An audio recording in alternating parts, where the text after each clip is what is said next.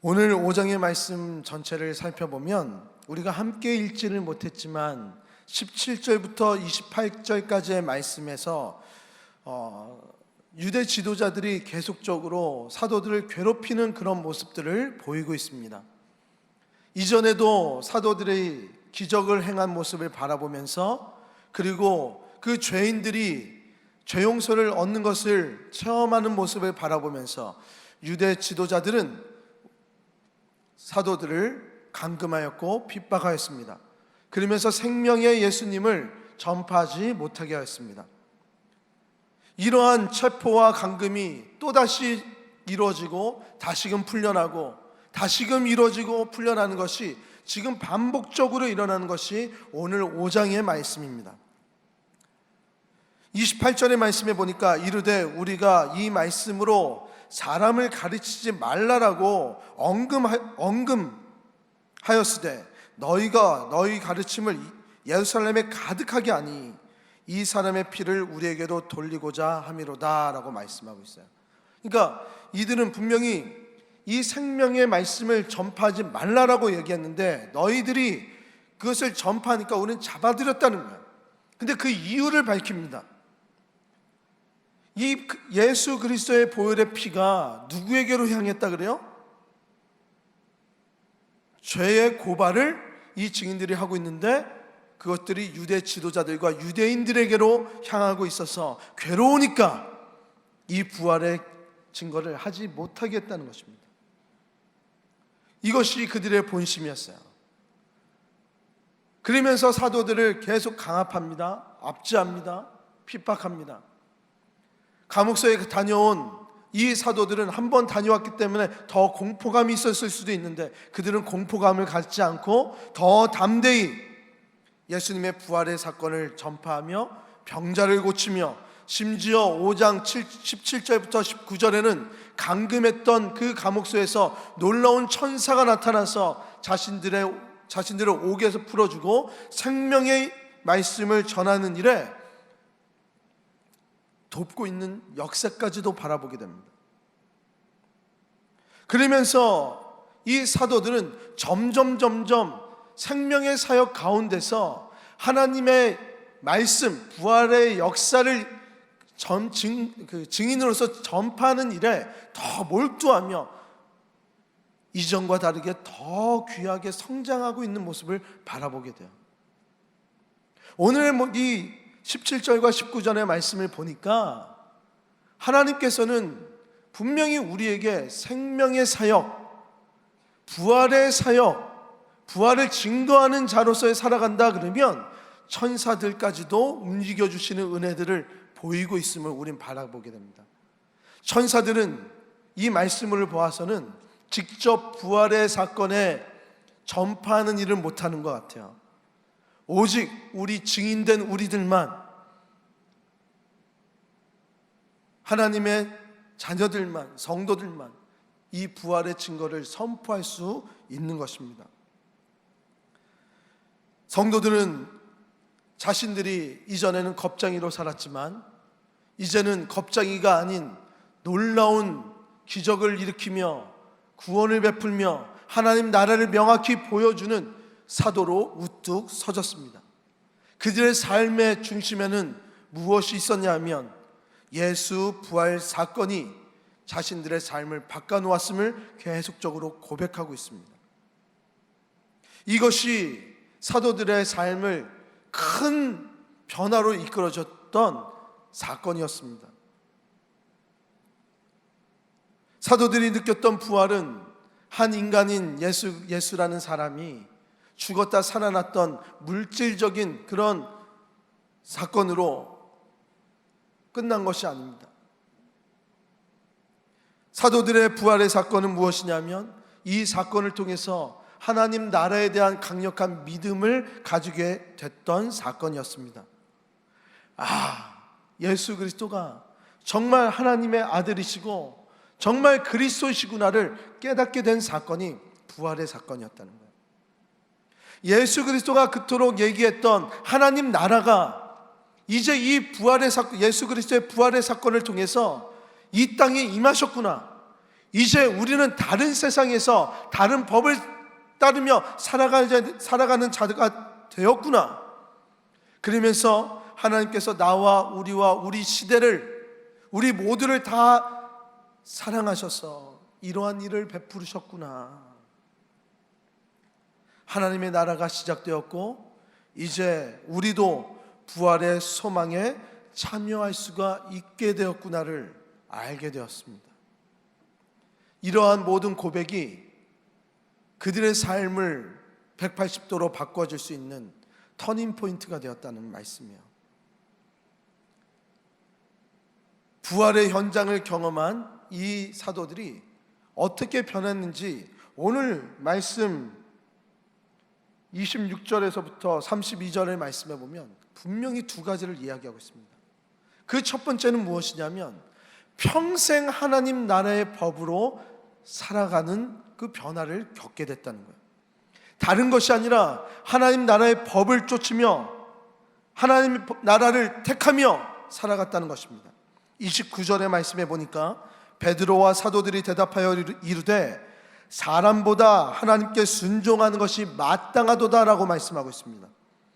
29절부터 32절까지의 말씀은 핍박하고 있는 유대 지도자들에게 변론하는 사도들의 대답이었습니다. 그들의 대답의 처음은 무엇이냐면 나는 나의 평안을 얻기 위해서 사람들을 택하지 않고 내가 핍박을 받아도 죽음을 불사하더라도 하나님의 법을 택하며 하나님 나라의 사람으로서 살아가겠다는 그 결단을 하고 있는 것입니다. 그들은 하나님께 순종하는 모습으로 보였습니다. 부활의 사건은 사도들에게 하나님께서 말씀하셨던 하나님 나라에 대해 예수님께서 하나님 나라에 대해서 이야기하셨던 모든 것들을 다 이해하게 만든 사건이었어요. 그러니까 우리의 모든 복음의 완성은 이 부활 신앙에서 완성되어지는 것입니다.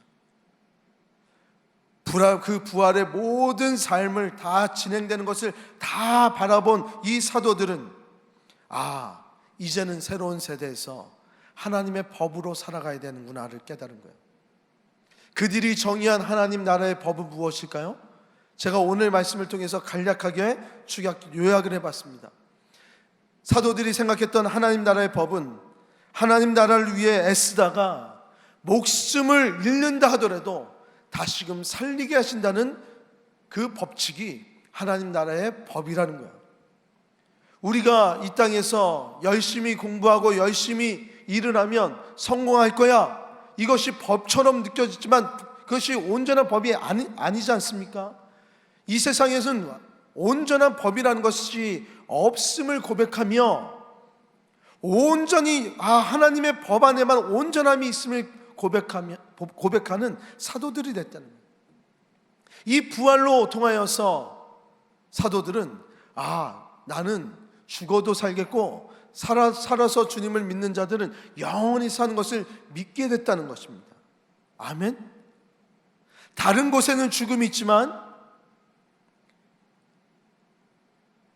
결국 지금 우리는 위기 상황에 놓여 있지만, 지금은 고통스럽지만, 지금은 절망스럽지만 부활의 현장을 체험한 우리들은,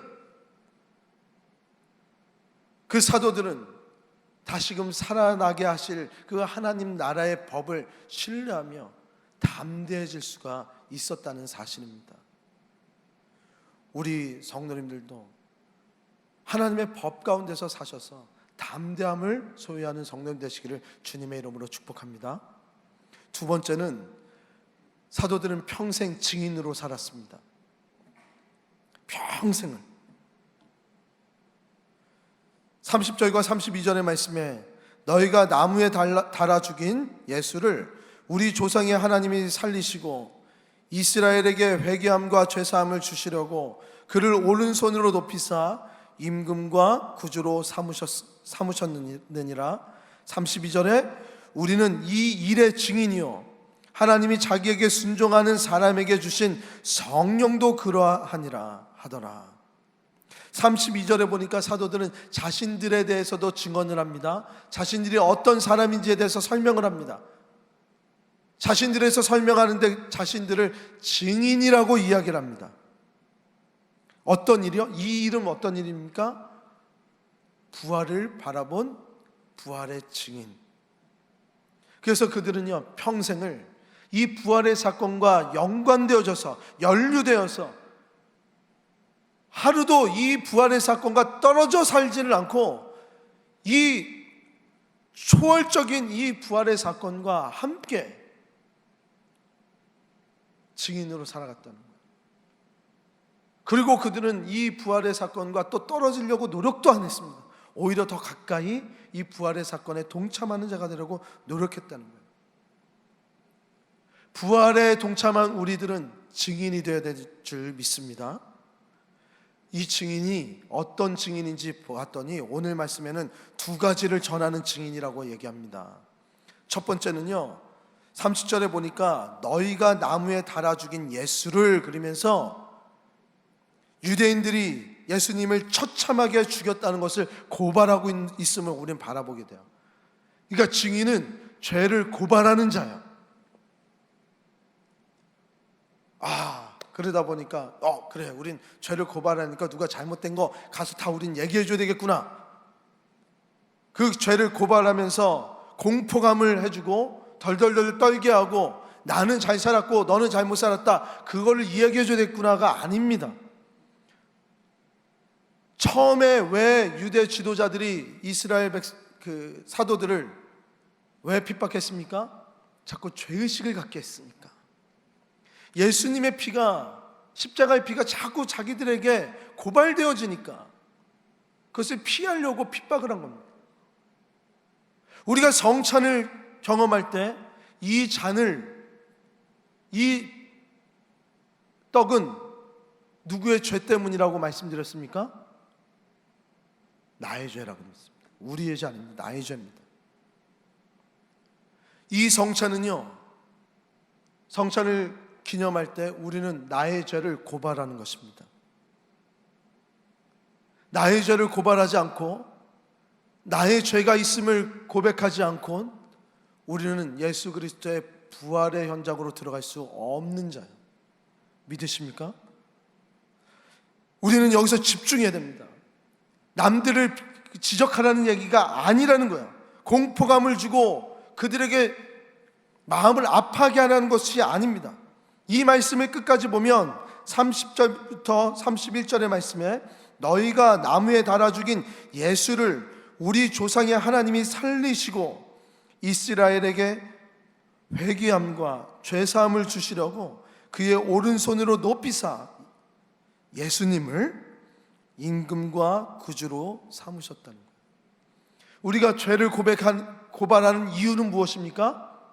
죄사함을 위해서, 예수 그리스도를 믿게 하기 위해서, 부활의 신앙에 참여하기 위해서, 천국으로 이끌어 가게 하기 위해서 우리는 죄를 고백하는 자들이 증인이라는 사실입니다. 아멘? 그 삶을 파괴시키려고 우리는 고발하는 것이 아닙니다. 우리의 공동체를 해체시키려고 고발하는 것이 아닙니다. 이렇게 증인으로서 살아가고 처참하게 처참하게 예수님을 죽이게 만든 자가 바로 유대인이요, 바로 우리라는 것을 고발하고 있는 것이 사도들이요, 바로 우리 성찬이라는 것입니다. 그러면서 이 사도들은 끝까지 얘기합니다. 너희의 죄로 말미암아 죽었지만 너희의 조상의 하나님, 그 하나님께서 우리의 죄를 용서시켜 주시려고 흠없는 예수님 한 분을 이 땅에 보내주셔서 우리의 죄를 다 전가시켜 주시고 죽으시고 부활하셨다는 거예요. 이 부활의 사건을 경험한 우리들은 평생 이 증인으로서 살아가는 것이 마땅하다는 것이 오늘의 말씀입니다. 우리 성도님들은 지금 하나님의 법을 택하고 계십니까? 세상의 법이 아니라 하나님께서 복 주시고자 하는 그 자리에, 하나님이 원하시는 그 자리에, 하나님을 기도하는 자리에 서 계십니까? 예배하는 자리에, 찬양하는 자리에. 그러면서 증인으로서 살아가고 계십니까? 사랑하는 시윤숙교 성도 여러분, 이제 말씀을 맺으려고 합니다. 우리는 모두 증인이 되어야 합니다. 부활을 경험한 증인입니다. 하나님께 순종하며 그 법을 지켜나간다면 하나님께서는 분명히 하나님의 법에 맞는 그 형통한 은혜들을 우리 성도님들에게 다 주마라고 얘기하셨습니다. 뿐만 아니라 그 법은 우리의 삶을 증인으로서 자꾸 만들게만 이끌어주세요. 성령님께서도 이 부활의 증거들을 자꾸 이야기하시는데, 그 부활의 증거를 선포하는 성령님께서 우리에게 충만하게 하셔서 그 말씀을 전파하지 않고서는 살아갈 수 없게끔 만들어 놓으셨단 말이에요. 그 법을 지켜나가며 그 법의 증인으로서 살아가는 이 초대교회 성도들의 모습이 어떠했습니까? 그들은 너와 내가 경쟁의 구도가 아니라 사랑의 대상인 것을 알았습니다. 이 땅에서가 다가 아니라 저 천국의 삶을 그리고 이 땅에서 천국을 만들어 나가며 살아가는 것이 은혜라는 것을 깨달았기 때문에 서로 사랑하며 서로 통용하며 모든 것을 나눠주는 삶을 살아갔다라고 이야기하는 거 아닙니까? 출세의 길, 부자의 길이 선택하는 것이 아니라 하나님이 옳다라고 하는 그 길을 우리는 가는 성도 되시기를 주님의 이름으로 축복합니다. 마지막으로 한 예화를 드리고 오늘 말씀을 마칠 거예요. 영국의 캠브리지 대학에 스터드라는 학생이 있었습니다. 그는 아주 후에 아주 유명한 그 선교사가 되었습니다. 그는 이 캠브리지 대학에서 수재로 인정을 받았던 친구였습니다. 그리고 운동도 아주 잘했습니다. 크리켓 선수를 하면서 전 영국을 대항으로 했던 이 대학교 크리켓 경쟁에서, 대회에서 금메달도 땄고 거기서 각광받는 선수였어요. 그의 삶은 아주 출세가 보장된 그런 삶이었습니다. 그런데 자신의 학교에서 복음 집회가 일어나서 거기서 말씀을 들었습니다. 그 말씀을 듣고 그는 예수 그리스도를 영접하게 되었습니다. 그 예수 그리스도를 영접하자 그는 모든 것을 내려놓고 중국으로 선교를 가겠노라고 다짐을 했어요. 선포를 했어요. 그러자 주위에서 다 만류를 했습니다. 선교 가지 말고 선교사를 돕는 자들이 되라고. 근데 그는 중국 땅에 가서 선교를 하였습니다. 10여 년의 선교 활동을 했습니다. 10여 년을 중국에서 섬기면서 그 육신은 생명을 위협받을 정도의 연약함이 생겼습니다. 그토록 쇠약해졌습니다. 다시 영국에 돌아와서 병세를 살펴야 되는 상황까지 놓여진 거예요. 투병 활동을 하면서 몸이 조금 좋아지자 다시 스턴트는 이제 기도를 하면서 아프리카에 마음을 두었습니다. 내가 다시 아프리카 가서 선교를 해야 되겠노라고. 주위에 있는 가족들과 교회 공동체들이 다 만류했습니다. 그러지 말라고. 너무 건강이 안 좋다고. 지금 제정신이냐고. 그랬을 때 이 스터드는 모든 사람들에게 한마디 얘기를 나눴는데 그것이 이 시대를 사는 우리 그리스도인들에게 굉장한 의미 있는 말을 남겼습니다.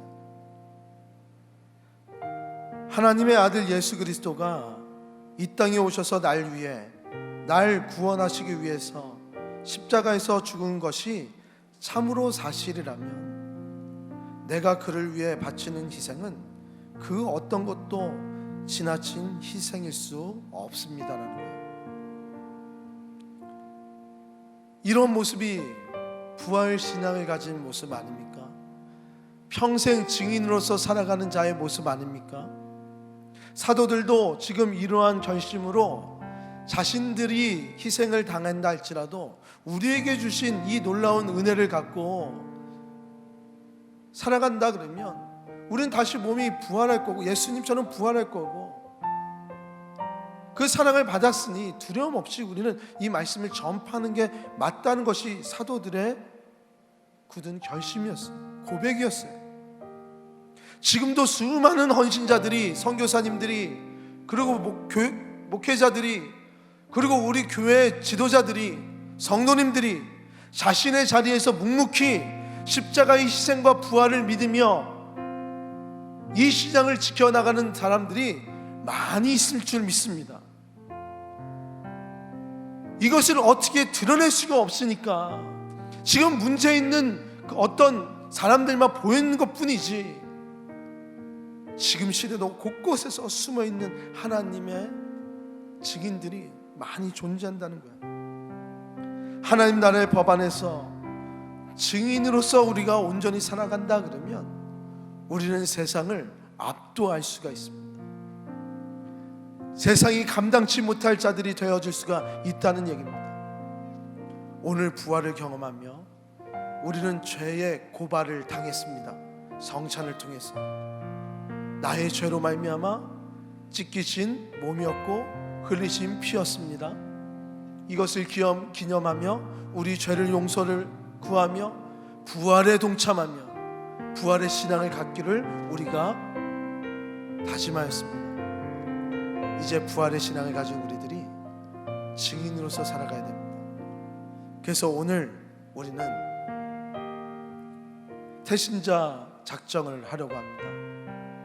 우리 위클리 시은소로와 함께 나눠드린 태신자 작정 카드가 있습니다. 한번 다 들어주시겠습니까?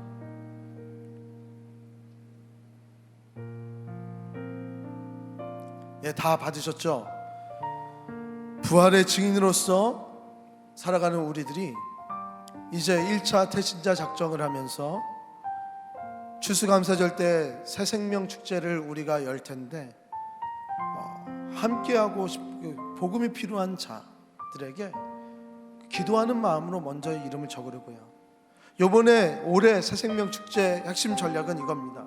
코로나로 인해서 보이지 않은 우리 가족들, 우리의 공동체들, 우리 이웃들을 먼저 기도해주는 그 자리가 되고 싶습니다. 코로나식으로 신앙의 나태함을 가진 우리 주의 이웃들을 떠올리면서 주여, 죄의 고발을 합니다. 빨리 이것을 깨닫고 생명의 길로 인도함 받는 우리의 이웃들, 나의 가족들이 되게 하여 주옵소서. 그럴 때 우리가 한 분 한 분을 다 적어주실 때 이 카드를 가지고 우리 교육자와 우리 다락방 순장님들이 마음을 품고 계속적으로 기도하려고 합니다. 지금 카드를 작성할 텐데 펜이 없으신 분들은 손을 들어 펴 주시면 우리 안내하시는 분들께서 펜을 섬기도록 하겠습니다. 우리의 가족과 우리 이웃들, 그리고 마음속 깊이 자리 잡고 있는 우리 전도의 대상자들을 적어주시면 됩니다.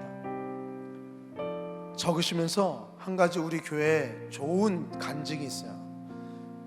적으시면서 들으시면 됩니다. 우리 시은 전도단이 우리 이제 권사님들로 이루어져 있습니다. 수요일마다 나가서 전도를 하세요. 본인들이 헌금하셔서 마스크를 구매하셔서 전도 용품을 만드셨습니다.